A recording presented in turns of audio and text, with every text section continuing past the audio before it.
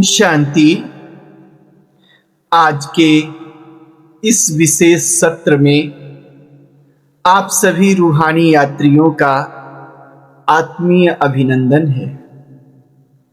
कल्पना कीजिए, एक व्यक्ति एक अत्यंत वैभवशाली और कलात्मक महल में रह रहा है, जहां संसार की हर सुख सुविधा उपलब्ध है।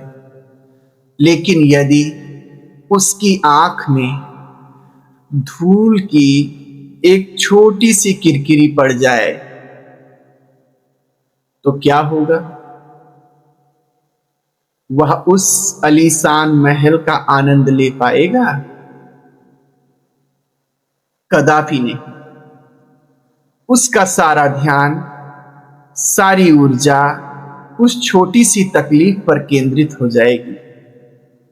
हमारे जीवन की भी स्थिति कुछ ऐसी ही है। बाहरी साधनों और सुखों के अंबार के बावजूद भी हम अक्सर शिकायतों के बोझ के तले दबे रहते हैं। भगवान ने, हमारे लौकिक माता पिता ने, समाज ने, सरकार ने हमें क्या क्या दिया है, ये हम नहीं देखते। अगर हम ये देखें तो खुश हो जाएं, बल्कि हम जो नहीं है हमारे पास, उसका जिम्मेदार इन आत्माओं को ठहराते और शिकायत करते रहते। शिकायती स्वरूप होने के नाते हम सबके जीवन में खुशियां नहीं रहती। कभी स्वभाव की शिकायत, कभी परिस्थितियों की, तो कभी अपने ही व्यर्थ संकल्पों की कि मेरी ये आदत अच्छी नहीं है, मैं बदलना तो चाहता हूं। यह शिकायत ही वो किरकिरी है जो हमें जीवन के अतीन्द्रिय सुख का अनुभव करने नहीं देती। आज हम सब 12 अक्टूबर 1975 की अव्यक्त मुरली का मंथन करेंगे, जिसका शीर्षक है कंप्लेंट समाप्त कर कंप्लीट बनने की प्रेरणा। आज की यह मुरली स्पिरिचुअल फूड पॉइजनिंग पर आधारित है। जब फूड पॉइजनिंग की बात आती है तो हम सोचते हैं कहीं कोई गलत खाना तो शरीर को नहीं दे दिए, कोई जहरीला विषाक्त पदार्थ तो नहीं खा लिए जिससे शरीर का डाइजेशन गड़बड़ हो गया। लेकिन जैसे भोजन की विषाक्तता शरीर को प्रभावित करती है, वैसे ही जो विचार हैं वे आत्मा का भोजन है, संकल्प हैं वे स्पिरिचुअल भोजन है। तो हमें यह भी ध्यान रखना चाहिए कि हम अपनी आत्मा को कहीं विषाक्त भोजन तो नहीं दे रहे।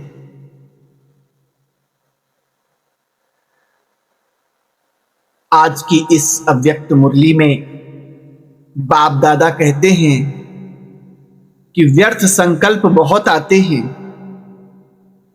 बुद्धि बाप की तरफ लगती नहीं है।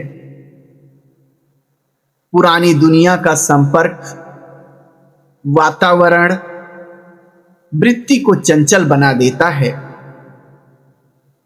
हम ऊंची छलांग लगाना तो चाहते हैं, लेकिन लगा नहीं पाते, क्योंकि व्यर्थ विचार, दुनिया का आकर्षण रूपी जो भोजन है वो हमारी आत्मा को, हमारे मन को विषाक्त कर देता है। आज हमें यह गहराई से समझना है कि साक्षी भाव की शक्ति के द्वारा, संकल्पों की सूक्ष्म चेकिंग के द्वारा हम कैसे परमात्मा से सर्व संबंध के सुखों का रस ले सकते हैं, अपने समय और भाग्य की रक्षा कर सकते हैं। बाबा कहते हैं कि आपको ये दुनिया का जो व्यर्थ संकल्प है और व्यर्थ आकर्षण है इसलिए सताता है क्योंकि आप साक्षी नहीं होते। साक्षी बनो। साक्षी भाव कोई दार्शनिक शब्द नहीं है बल्कि एक उच्च चेतना है। साक्षी का मतलब सेल्फ डिस्टेंसिंग करना, स्वयं से, स्वयं के विचारों से, स्वयं की भौतिक पहचान से, सांसारिक पहचान से दूरी बनाना।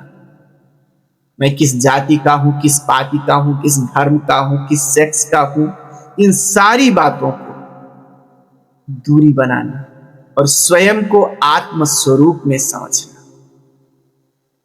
तो ये हुआ स्वयं के प्रति साक्षी। ऐसे जो संसार के रिश्ते नाते हैं, अगर आप उनसे न्यारे और प्यारे नहीं हैं, तटस्थ नहीं हैं, तो उन पर कोई हलचल आएगी तो आपको प्रभावित करेगी। आप लगाव, झुकाव, दबाव, प्रभाव में आते रहेंगे और आप उम्मीदें भी पालेंगे, फिर उनसे पूरी नहीं होंगी तो फिर शिकायत करेंगे और यह शिकायत आपको सुखी नहीं रहने देगा। एक कहानी आती है याद। एक राजा था, उसके राज की जो सड़कें थी बड़ी ऊबड़ खाबड़ पथरीली कतरीली थी। तो राजा ने मंत्री को ऑर्डर दिया कि ऐसा करो, राज्य की जितनी भी सड़कें हैं सब पर चमड़ा बिछवा दो, ताकि जब हम उस पर आए जाएं या लोग उस पर आए जाएं तो उनको कंकड़ ना गड़े। मंत्री ने कहा, महाराज इसमें तो बहुत खर्चा आ जाएगा, लोग प्रतिदिन नए रास्ते बना लेते, कहां कहां चमड़ा बिछवाएंगे। अच्छा होगा कि हम अपने पांव में चमड़ा बिछा लें, अर्थात पांव पर चमड़े के जूते पहन लें, तो खर्चा बच जाएगा, कल्याण हो जाएगा।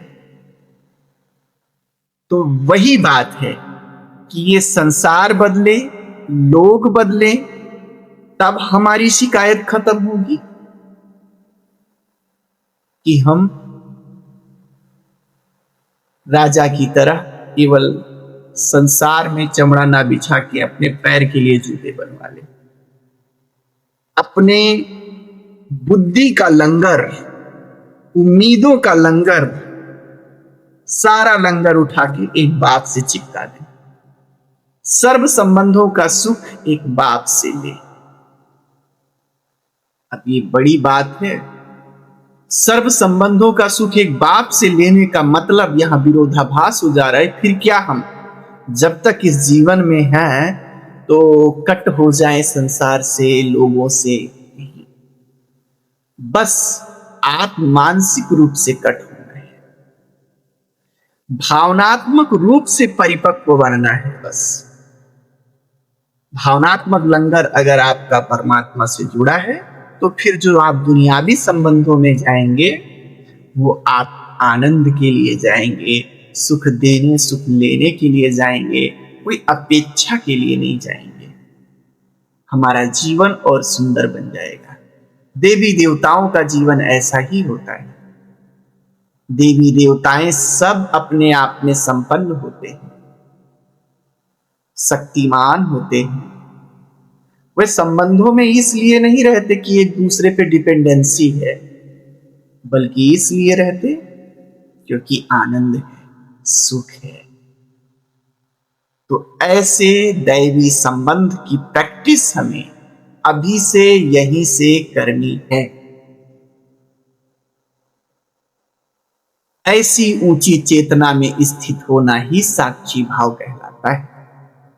जब तक आप स्वयं के पार्ट को एक तटस्थ दर्शक बनकर नहीं देखते, तब तक आप परमात्मा के सच्चे साथी नहीं बन सकते, और ना परमात्मा को आप सच्चे साथी के रूप में अनुभव कर पाएंगे। बाबा की शर्त ही है ये कि अगर मुझे साथी बनाना है तो साक्षी होके रहना सीखो। न राग में रहो, न विराग में रहो। ये है।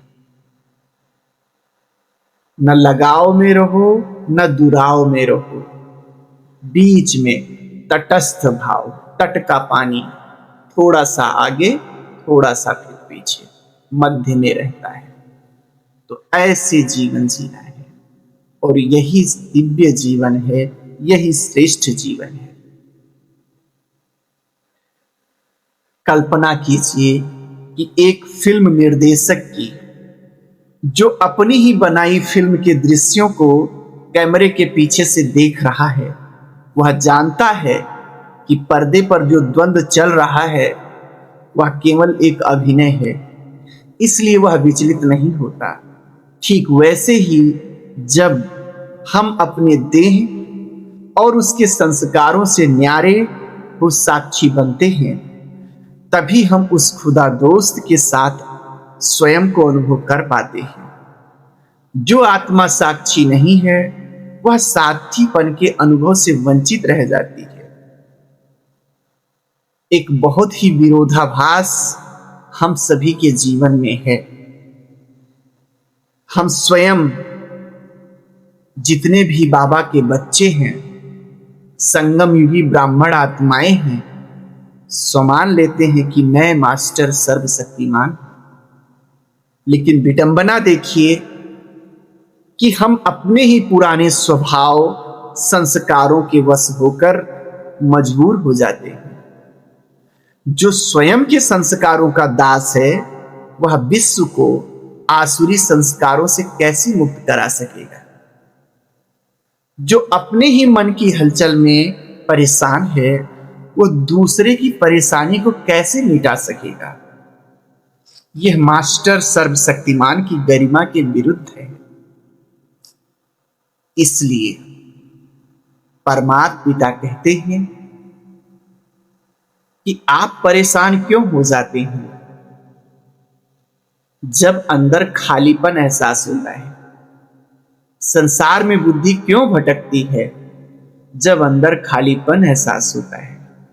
माता पिता शिक्षक के रूप में तो परमात्मा से आपने संबंध जोड़ा है, लेकिन फिर जब और संबंधों का खालीपन एहसास होता है, तब फिर आपकी बुद्धि अंदर से परेशान हो जाती है, उसमें व्यर्थ विचार चलने लगते हैं।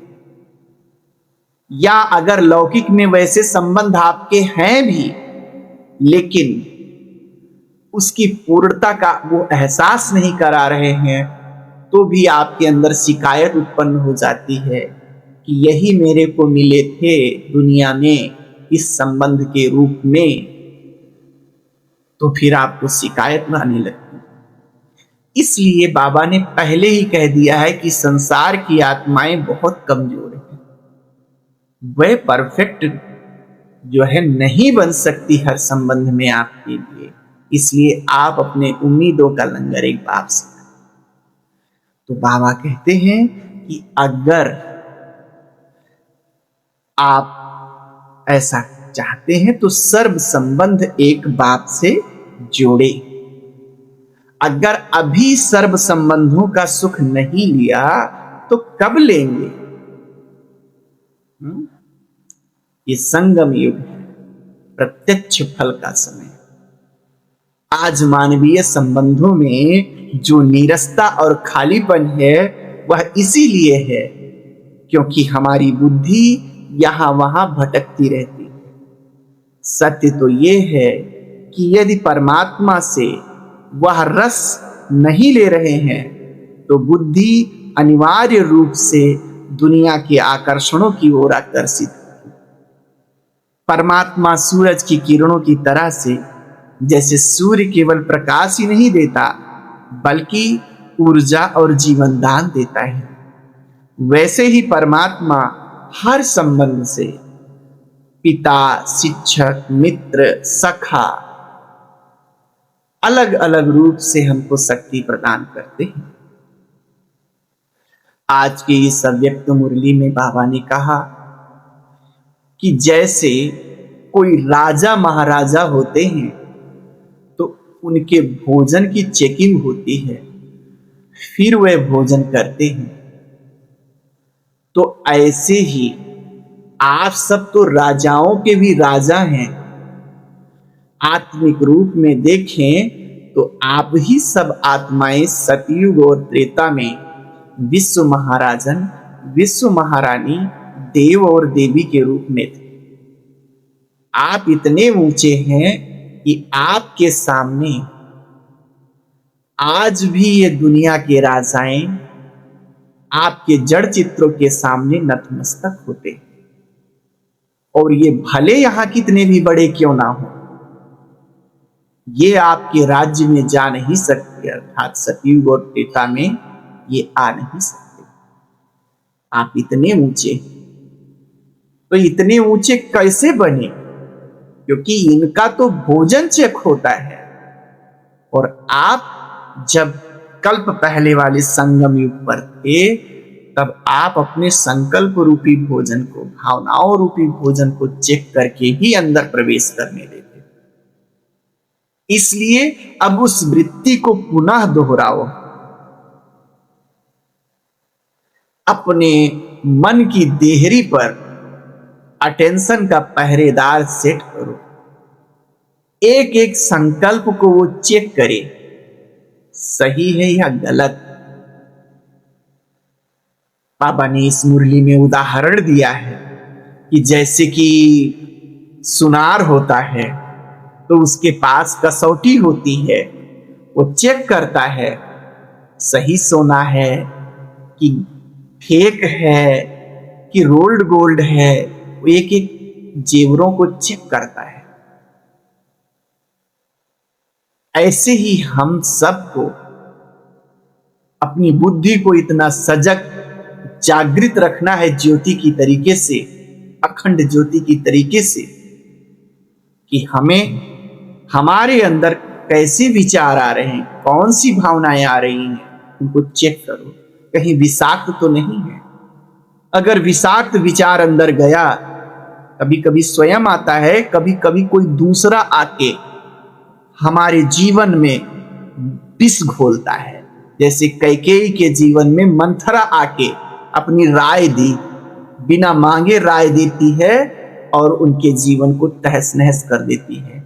तो ऐसे कभी कभी दूसरे भाई, दूसरी बहनें या अड़ोसी पड़ोसी आपको राय देते, तो आपको उस समय चेक करना है कि ये कौन सा भोजन दे रहे हैं। आप सब सात्विक हैं, कोई अभी आपको अभक्ष्य चीज लेके आए दे तो आप क्या कहेंगे? हम इसे नहीं स्वीकार करेंगे, क्योंकि हमारा शरीर का डाइजेशन खराब हो जाएगा। तो ठीक ऐसे ही अगर कोई आत्मा आकर के हमें विषाक्त विचारों का भोजन दे रही है तो हमें उसे अस्वीकार करना है। इतना गजब का अटेंशन अपने जीवन में रखना है, क्योंकि आप राजाओं के भी राजा हैं, महान राजा हैं।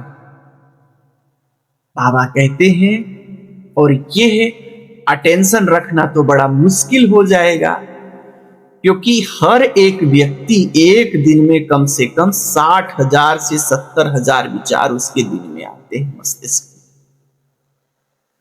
अगर एक एक विचारों पर हम अटेंशन रखेंगे तब तो हम थक जाएंगे और कोई काम संसार का कर ही नहीं पाएंगे।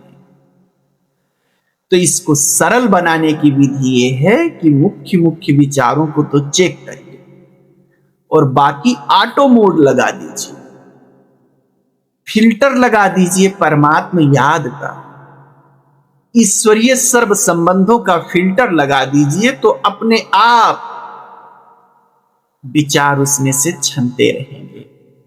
कुल मिला के अगर बाबा की याद में रहेंगे, उसकी यादों की खुमारी में रहेंगे, तो ऑटोमेटिक जो 60,000 विचार आते हैं उनमें से कम 50,000 विचार तो आपके सकारात्मक होंगे, श्रीमत अनुसार ही होंगे।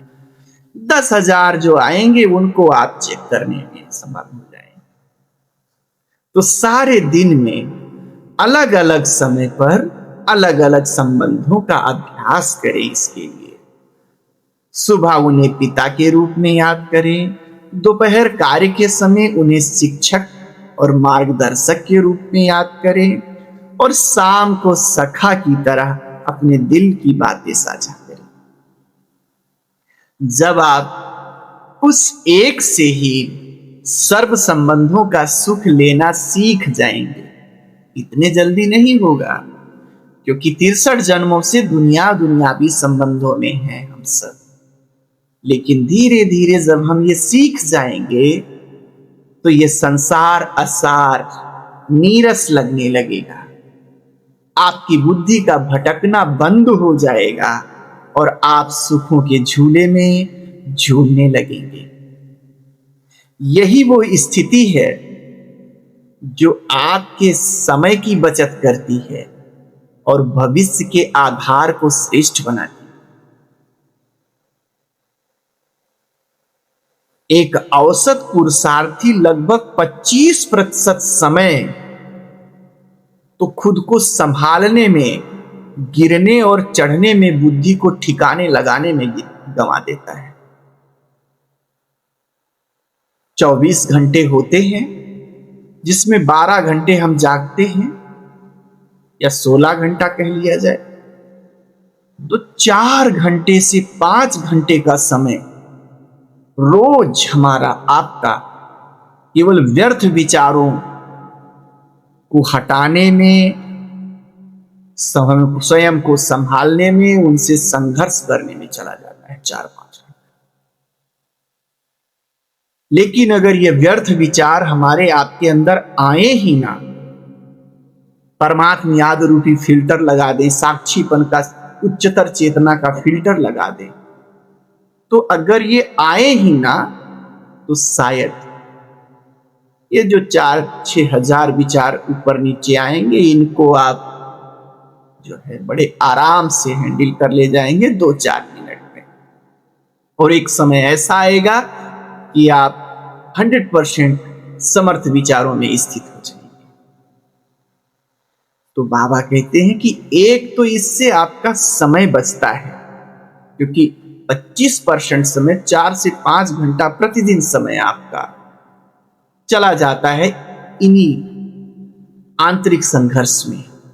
यदि आप चेकिंग, 2 टूल अपनाना है इसके लिए, एक तो चेकिंग और दूसरा सर्व संबंधों में मगन रहना, यह सीख लें तो 25% समय आपकी आध्यात्मिक कमाई में जमा हो सकता है। दूसरा क्या फायदा होगा? संगम युग का समय पूरे कल्प का आधार है। अभी का साथ पूरे कल्प का साथ है।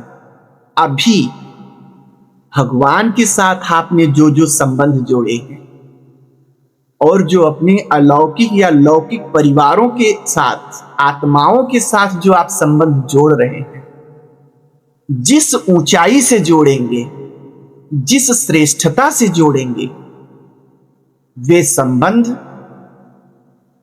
पूरे कल्प चलेंगे किसी न किसी रूप में, ऐसे बाबा कहते हैं।